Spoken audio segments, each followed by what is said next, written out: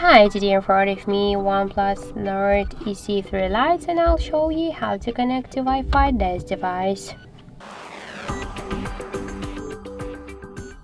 So open first the settings and tap to Wi-Fi section. So just to activate Wi-Fi or to turn off this option, we should use this switcher.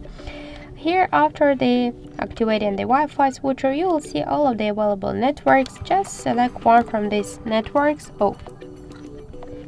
Enter the password here, and to see this password you should click to this icon, that is why. After that, tap to connect on the right upper corner, and now we could see that we just successfully connected to this network. By the same way, you could use more networks, enter the password, tap to connect, and after that you could switch between these networks. So also we get one more way how we could do that. Just open the control panel first and find here Wi-Fi icon. So just click on this icon or to activate it or to turn it off. And to launch the Wi-Fi settings, hold for a while. You could use it, make it here, or also you could tap here to more icon to use full Wi-Fi settings. That's it. Thank you for watching, and if you find this video helpful, leave thumbs up and subscribe our channel.